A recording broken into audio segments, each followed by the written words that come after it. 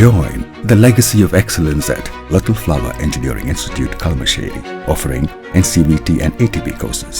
Little Flower Engineering Institute, Kalamassery.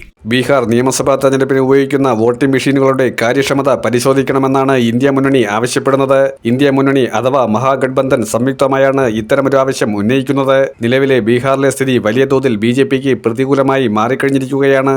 നിയമസഭാ തെരഞ്ഞെടുപ്പിൽ BJPക്ക് തകർച്ച ഉണ്ടാകുമെന്ന അനുമാനത്തിലേക്കാണ് കാര്യങ്ങൾ പോകുന്നത്. പക്ഷേ EVM ആയതുകൊണ്ട് തന്നെ ഒരു രീതിയിലും പ്രഡിക്റ്റ് ചെയ്യാൻ കഴിയില്ല.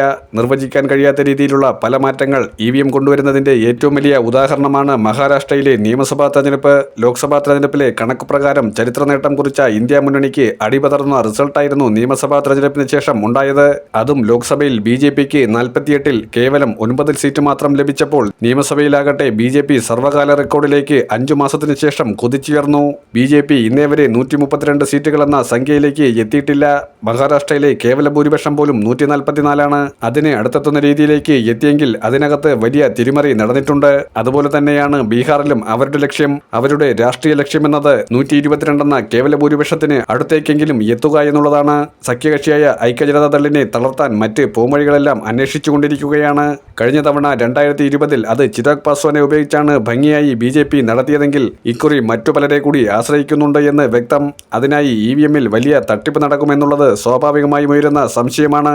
ഇത് RJDയും കോൺഗ്രസും മാത്രം ഉന്നയിച്ചാൽ പ്രതിപക്ഷത്തിന്റെ മാത്രം ജൽപ്പനമെന്ന് പറഞ്ഞ് BJPക്ക് തള്ളാമായിരുന്നു. പക്ഷേ ഇതിലെ സുതാര്യത ഇപ്പോൾ ഐക്യജനതാദൾ കൂടി ഉന്നയിക്കുമ്പോൾ BJPക്ക് എന്ത് ചെയ്യണമെന്നറിയാത്ത അവസ്ഥയാണ്. നിതീഷ് കുമാർ പോലും പറയുന്നത് പേപ്പർ ബാലറ്റ് സംവിധാനത്തിലേക്ക് കാര്യങ്ങൾ കൊണ്ടുവരണം. കാരണം പല തെരഞ്ഞെടുപ്പ് റിസൾട്ടുകളിലും അവ്യക്തതയുണ്ട്. പാർലമെന്റ് തെരഞ്ഞെടുപ്പ് പോലെയല്ല നിയമസഭാ തെരഞ്ഞെടുപ്പിന് ചില പ്രാധാന്യമുണ്ട്. അവിടെ BJP ഏറ്റവും വലിയ ഒറ്റകക്ഷിയാക്കാൻ വലിയ തോതിലുള്ള ശ്രമങ്ങൾ നടത്തിക്കൊണ്ടിരിക്കുകയാണ്. അതിനുവേണ്ടിയുള്ള വലിയ മാൽ പ്രാക്ടീസ് ഒരുങ്ങുന്നു എന്ന ആരോപണമാണ് ഇപ്പോൾ ഇന്ത്യ മുന്നണി ഉന്നയിക്കുന്നത്.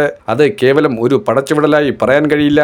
കാരണം നിരവധിയായിട്ടുള്ള വിദേശ കമ്പനികൾ EVM-ന്റെ സുതാര്യതയെക്കുറിച്ച് പരിശോധിക്കുമ്പോൾ അതിനകത്ത് ഹാക്കേഴ്സിന് പുറത്തുനിന്ന് പ്രോഗ്രാമിങ്ങിനെ ഓൾട്ടർ ചെയ്യാൻ കഴിയും. അത്തരത്തിൽ ഹാക്കിംഗ് സംവിധാനം എല്ലാ EVM-ലും നടക്കുമെന്ന് മനസ്സിലാക്കി തന്നെയാണ് ബീഹാറിലെ EVM-ൽ ഉപയോഗിക്കുന്ന സോഫ്റ്റ്വെയറിന്റെ കാര്യക്ഷമത പരിശോധിക്കാൻ നിതീഷ് കുമാർ ഉൾപ്പെടെയുള്ളവർ വലിയ രീതിയിലുള്ള ആരോപണം ഉന്നയിക്കുന്നത്.